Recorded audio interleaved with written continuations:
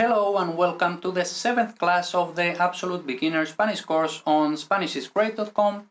We're going to learn some more grammar. Now we are going to study more verbs, precisely to be and to have.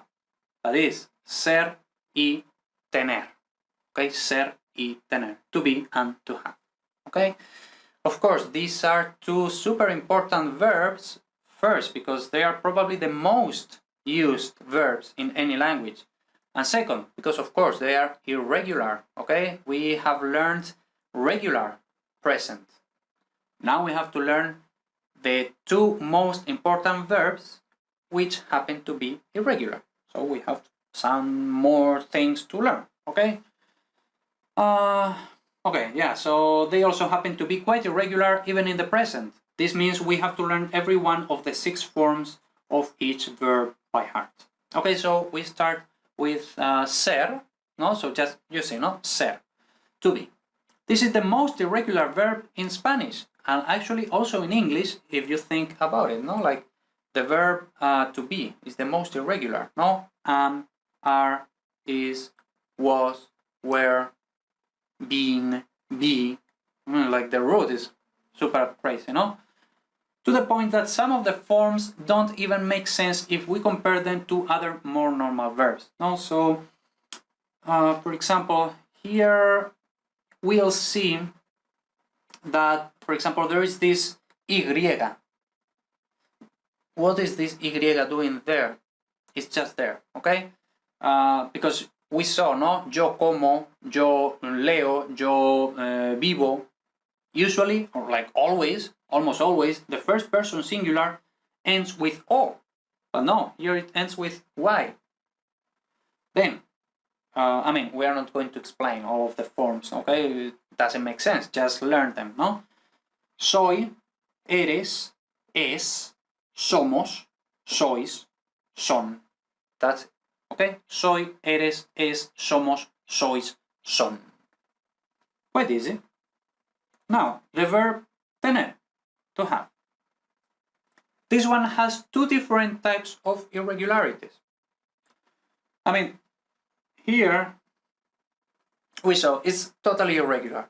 Okay, so there's no point in trying to say what kind of irregularity. No, everything is irregular, so you just learn it, okay? There's no other way to learn it.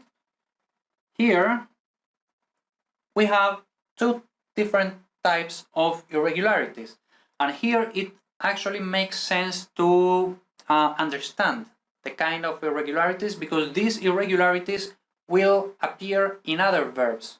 Okay, so one of them is the irregularity e.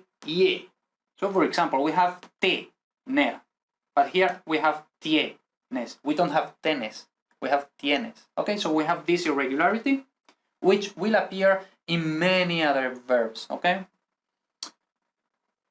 And then there is this G here, tengo. It should be teno, okay? But no, it's tengo, because this G doesn't make sense. It's just there, we have to learn it, okay? But it also appears in other verbs, okay? So, well, deal with it, no? Okay, okay, so here we have, no, tener, tengo, tienes, tiene, tenemos, tenéis, tienen. Okay, so again, we see that some forms have e, some forms have ie.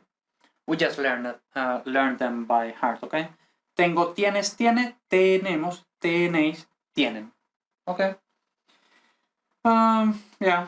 Just learn them by heart, don't despair. Most of the verbs are regular, as we saw like 2 classes ago, I think.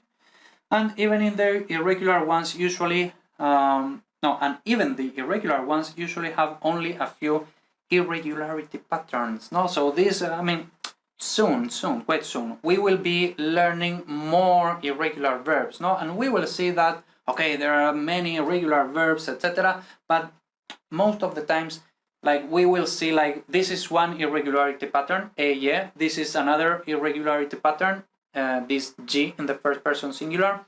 So we'll see that there are only like a few irregularity patterns, and those are the ones which will be appearing all the time, okay? So yeah, just learn these two verbs. They are super common, so learn them like good. And now we finish.